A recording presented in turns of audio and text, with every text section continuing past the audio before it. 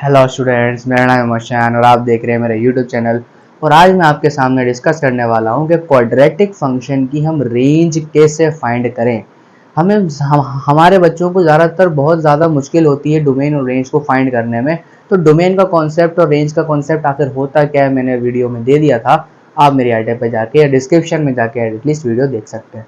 अभी यहाँ मैं बात करूंगा कि रेंज ऑफ क्वाड्रेटिक फंक्शन हम कैसे निकालते हैं, क्योंकि बहुत सारे फंक्शन ऐसे होते हैं कि हम रेंज निकालना हमारे लिए बहुत मुश्किल साबित हो रहा होता है।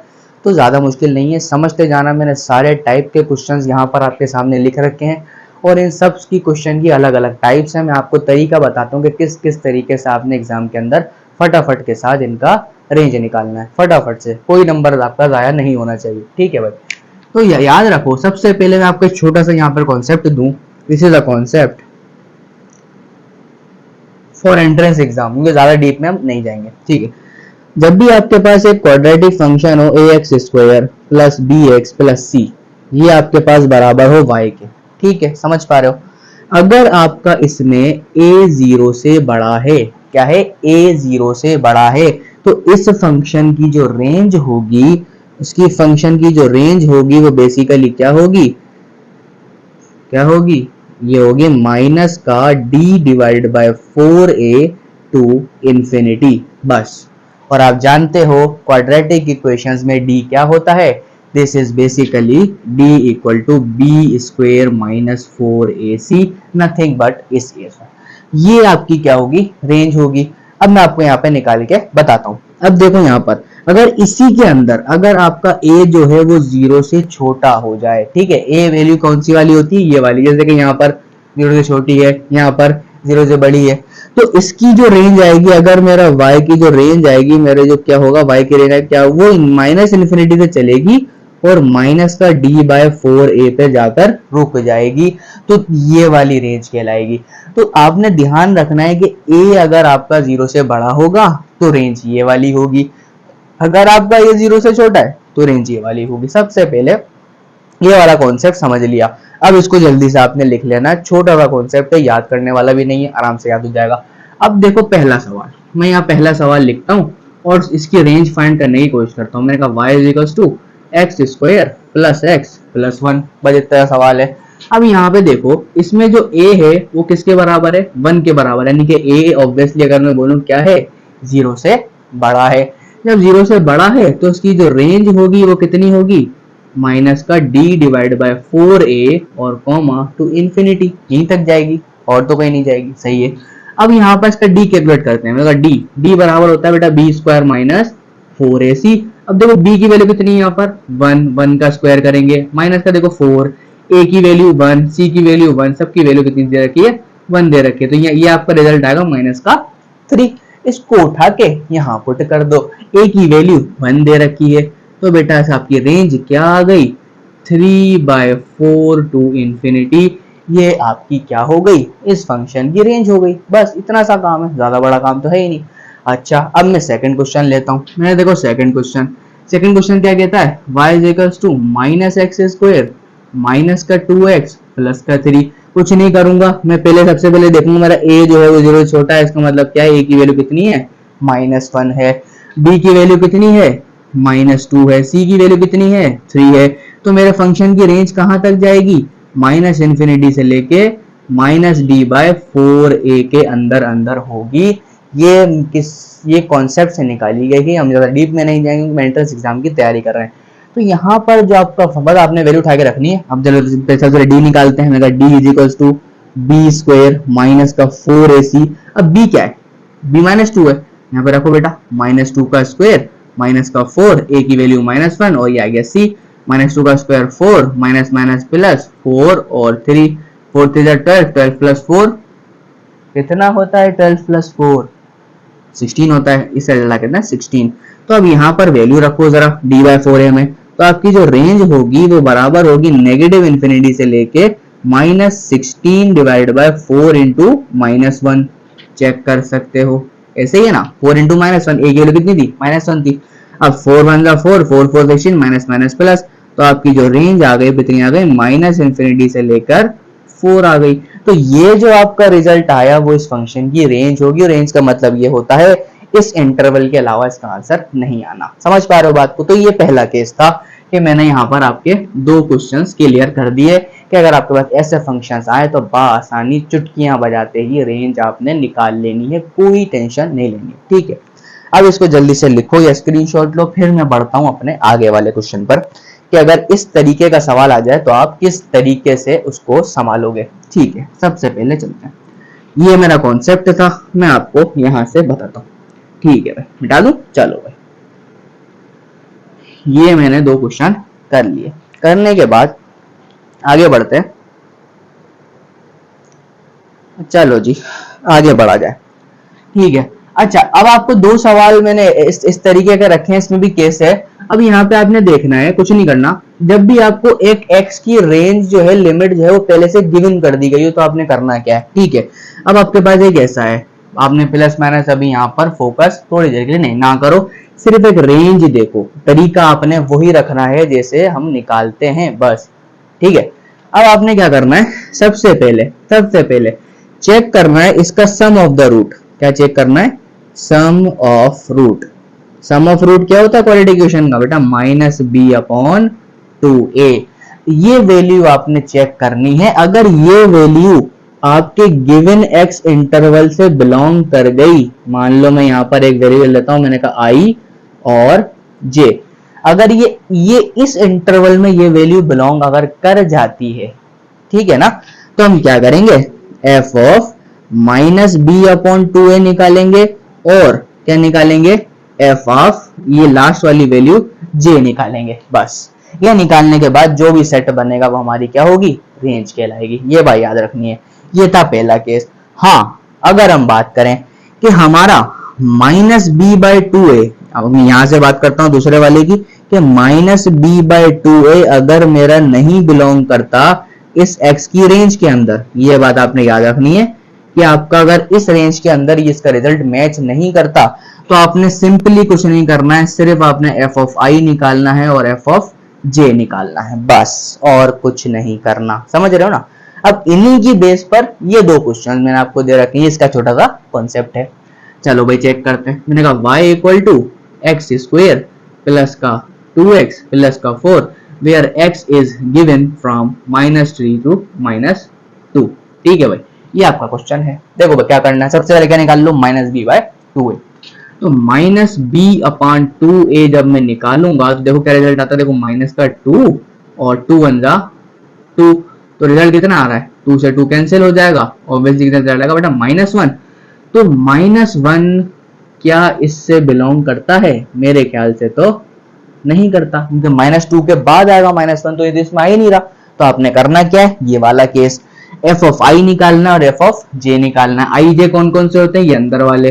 तो आपने सबसे पहले क्या निकालना है, f ऑफ -3। देखो चेक करो, -3 का square plus 2 into -3 plus 4, check करेंगे बेटा 9 हो जाएगा, 2 3 जा 6 हो जाएगा, प्लस का 4 हो जाएगा, 9 और 4 कितने होते हैं, 13। 13 में से जब मैं 6 माइनस करूंगा तो कितने बचेंगे, 7 बचेगा। तो ये रिजल्ट मेरे पास आ गया। अब मैं क्या करूंगा, f ऑफ -2 भी निकाल लूंगा, क्योंकि मेरा j कितना है, -2। चेक करो, -2 का स्क्वायर करूंगा, फिर 2 इंटू -2 करूंगा, फिर प्लस का 4 कर दूंगा, तो यहाँ पे कितना आएगा बेटा, देखो 4 इंटू -4 और प्लस 4, ये दो कैंसिल होंगे, रिजल्ट कितना बचेगा, 4। यानी कि आपके जो फंक्शन की रेंज होगी वो सिंपली कितनी होगी, 4 to 7। चेक कर लो भाई, 4 to 7, बात खत्म। टेंशन लेने की बात थी, कुछ नहीं करना, कॉन्सेप्ट पे ध्यान देना है और आपका रिजल्ट बाहर आएगा। और ये मैं आपको समझा रहा हूं, बेसिकली आप इसको विद इन 30 सेकेंड्स इजीली कर सकते हो। समझ पा रहे हो ना बात, बहुत ज्यादा आसान है। अच्छा जी, अब बात करते हैं इस सवाल में। इस सवाल में चेक करते हैं कि रिजल्ट क्या आता है, जरा यहाँ पे करेंगे। मैंने कहा देखो, अगला सवाल आपके पास है y is equals to x square plus 2x square plus का x प्लस का 1 where x is given from -1 to 1। अब इसका निकालते हैं माइनस बी बाई 2a। ठीक है, सबसे पहले क्या निकालना है, माइनस बी बाई 2a। तो माइनस बी बाई 2 कितना हो जाएगा, -1/2 इंटू 2, रिजल्ट आएगा -1/4। अब -1/4 जो है वो क्लियरली नजर आ रहा है कि -1 और 1 के दरमियान होता है, बिल्कुल होता है, बिल्कुल होगा।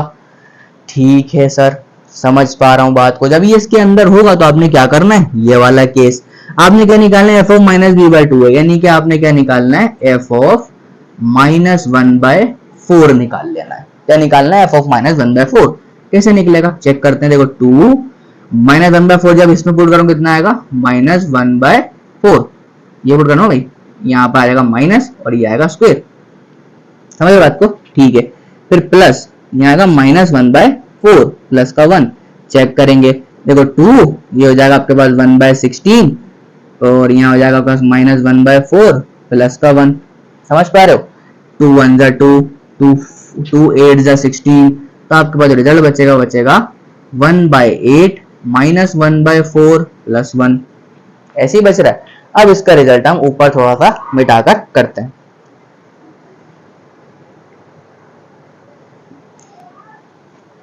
ठीक है भाई, ये आपने लिख लिया होगा, उम्मीद करता हूं, मिटाता हूं मैं। ठीक है, चलो आगे बढ़ेंगे। अब देखो ये मेरे पास फ्रैक्शन बचा है, क्या बचा है, 1/8 और -1/4 एंड ऑलवेज +1। अब इसको सॉल्व कर लो। सॉल्व कैसे करेंगे सर, बोले सर मुझे तो एलसीएम भी लेना नहीं आता, मैं तो बच्चा हूँ। चलो बच्चों वाले तरीका अपनाते हैं। मैंने कहा 8, मैंने कहा 4, 4 1 जा 4 2 जा 8, 4 1 जा 4, 2 1 जा 2, 4 2 जा 8। एलसीएम कितना आने वाला है, 8 आने वाला है। 8 का टेबल पढ़ो 1 आएगा, 4 का टेबल पढ़ो 2 आएगा, यहाँ तो 8 है, यहाँ प्लस का 8 आ जाएगा। समझ पा रहे हो ना बात को बेटा। देखो 8 + 1 कितना होगा, 9, 9 में से 2 गया 7, तो तकरीबन वैल्यू बचेगी 7/8। तो इसका मतलब क्या हुआ, आपकी एक वैल्यू तो 7/8 आ चुकी। अब आपने क्या करना है, यहाँ पे मैंने आपको बता रखा है f ऑफ j निकालो, यानी कि f ऑफ j जो लास्ट वाली वैल्यू है f ऑफ 1 निकाल लो। अब यहाँ पे देखेंगे हम f ऑफ 1 कितना आता है, चेक करो भाई, ये आएगा 2 + 1 + 1, चेक कर लो 2 + 1 + 1 कितना आएगा, 2 3 4, रिजल्ट आपके पास 4। तो आपकी जो रेंज हो गई वो सिंपली कहां से कहां तक हो गई बेटा, 7/8 से लेकर 4 तक हो गई। कोई टेंशन अब तक नहीं है सर, आपने कॉन्सेप्ट इतना अच्छा दे दिया। ठीक है भाई, ये कॉन्सेप्ट था इन दो सवालों के लिए, जब आपकी x की रेंज आपको गिवन हो, आपने ऐसा ही करना है। ठीक है, अब बात करते हैं सबसे बड़े वाले फंक्शन की। इसमें कुछ भी नहीं है, सिर्फ आपको छोटा सा काम करना है। ठीक है, बता दूं बाकी बात है, चलो भाई बता देते।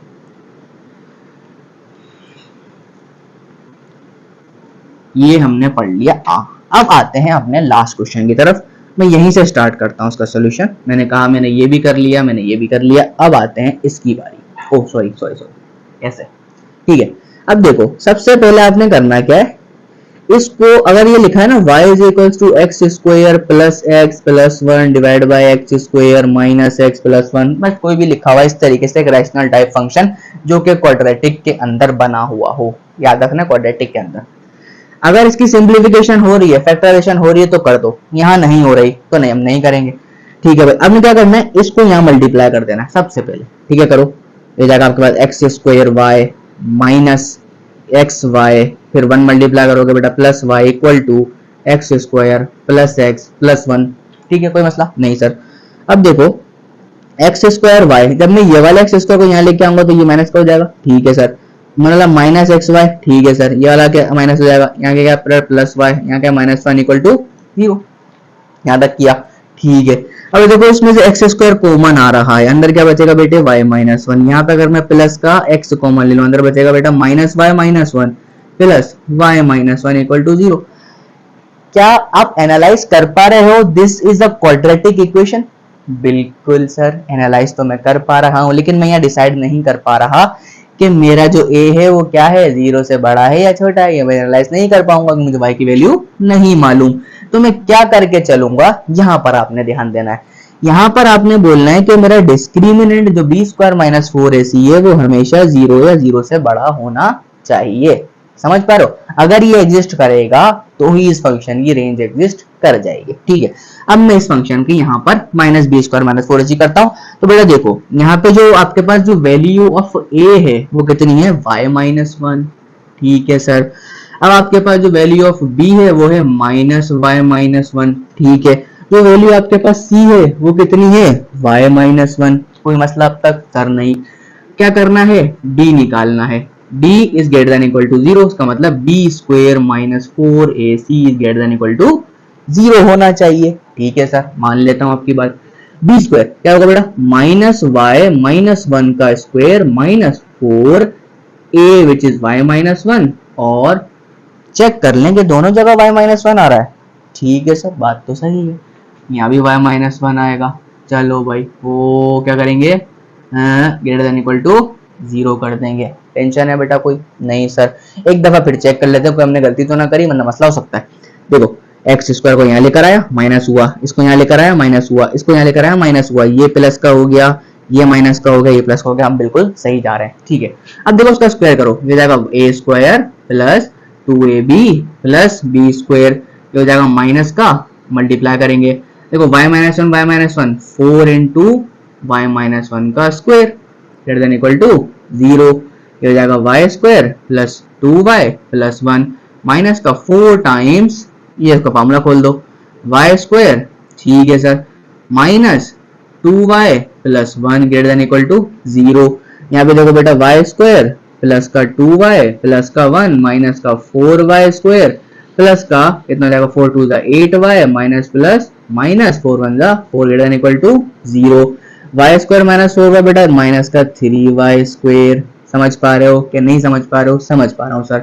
प्लस का 2 प्लस का ये कितना जाएगा बेटा 10y, फिर ये देखो माइनस 4 माइनस 1 कितना हो जाएगा माइनस का 3 ग्रेटर देन इक्वल टू 0। जब भी इनइक्वालिटी में से, अच्छा हमें याद रखना है क्वाड्रेटिक जो भी चीज बन जाए उसका जो a है ना वो हमेशा प्लस में रखना पड़ता है ताकि हमें आसानी हो जाए। तो बेटा यहाँ प्लस में रखेंगे, तो माइनस का 3 अगर यहाँ पे है तो अगर मैं माइनस से मल्टीप्लाई करवाता हूँ तो याद रखना इनइक्वालिटी साइन चेंज हो जाता है, ये आपने बचपन में पढ़ा हुआ होगा। ठीक है, तो माइनस से मल्टीप्लाई करूंगा तो कितना हो जाएगा 3y स्क्वायर माइनस का 10y और प्लस का 3 is less than equal to 0 हो जाएगा। अब आपने कुछ नहीं करना, अब y की वैल्यू निकाल लेनी है। अच्छा, जब आप यहाँ से y की वैल्यू निकालोगे ना तो आपका जो y होगा ना वो बेसिकली कहाँ लाया करेगा, एक 1/3 में और एक 3 में। जब आप इसमें वैल्यू निकालोगे with respect to quadratic formula या आपने कोई ट्रिक्स की हो, मैं आपको आगे बताता चलूंगा, अभी तो सिर्फ रेंज डिफाइन कर रहा हूँ कि इसके अंदर जब आप वैल्यू निकालोगे आपको कितनी आएगी, एक 1/3 आएगी और एक 3 आ जाएगी, क्योंकि इसके रूट्स बनेंगे। ठीक है सर, रूट्स बन गए। रूट्स बनने के बाद या मैं आपको बता दूं क्या बनेगा फैक्टर, चलो बता देता हूँ। देखो अगर मैं बोलता हूँ एक फैक्टर आपके पास बनने वाला है, देखो बेटा 3y माइनस 1, और एक फैक्टर आपके पास बनेगा y माइनस 3 इक्वल टू 0, बल्कि नहीं इक्वल टू नहीं, लेस देन इक्वल टू 0। ये दो फैक्टर आपके पास बन जाएंगे। इसमें से आपने इक्वल टू 0 की वैल्यू निकालनी है और y की वैल्यू यहाँ निकल के आ जाएगी, पर आपने कुछ नहीं करना, बता देना है सर मेरा जो y है वो 1/3 और 3 के दरमियान होगा, तो this is called the range of the function. समझ पा रहे हो बात को?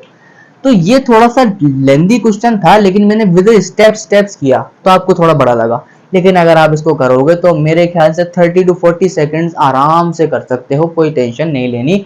सिर्फ आपने, मैंने हर एक चीज डिफाइन करी है, अगर मैं डिफाइन ना करता तो मैं भी 30 सेकंड में कर जाता। ठीक है ना? तो भाई इस तरीके से आपने रेंज ऑफ द फंक्शंस निकालनी है। अब मैं आपको एक होमवर्क के तौर पर एक क्वेश्चन देता हूं, आपने मुझे कमेंट बॉक्स के अंदर वो बात बतानी है। आपका होमवर्क का क्वेश्चन मैं यहाँ पे ले लेता हूँ। मान लो यहाँ पे लेते हैं, मैंने कहा y equal to x square plus x plus 2 divided by x square plus x plus 1। तो ये फंक्शन मैं आपको होमवर्क के तौर पे दे रहा हूँ। इस फंक्शन की आपने मुझे रेंज निकाल के जो मैंने कॉन्सेप्ट्स आपको दिए हैं उसके हिसाब से आपने मुझे कमेंट बॉक्स में बताना है कि सर रेंज मेरे समझ में आ गई। तो उम्मीद करता हूँ आपको लेक्चर बहुत अच्छे तरीके समझ में आ गया होगा। तो रेंज आपसे इस तरीके की पूछी जा सकती है विद इन द टॉपिक कौन सा था, क्वाड्रेटिक फंक्शंस। अब बाकी सारे फंक्शन की तो हम सारे सीखते जाएंगे आहिस्ता आहिस्ता, लेकिन अभी हमने ये सीखा। तो उम्मीद करता हूँ बहुत अच्छे तरीके समझ में आ गया होगा। फिर हम इंशाल्लाह नेक्स्ट लेक्चर में आपसे मिलेंगे। और अगर आपको मेरी वीडियो पसंद आई तो लाइक करो, सब्सक्राइब करो, शेयर करो और अपने फ्रेंड्स को शेयर करो ताकि वो भी एंट्रेंस एग्जाम की तैयारी बहुत अच्छे से कर सके मैथमेटिक्स की। और मेरी गारंटी के साथ है आपका एक नंबर नहीं कटने दूंगा अगर आप मेरे साथ अच्छे से पढ़ोगे। ठीक है ना? समझ पा रहे हो बात को ऑलरेडी? चलो भाई मिलते हैं नेक्स्ट टाइम। अल्लाह हाफिज़, बाय।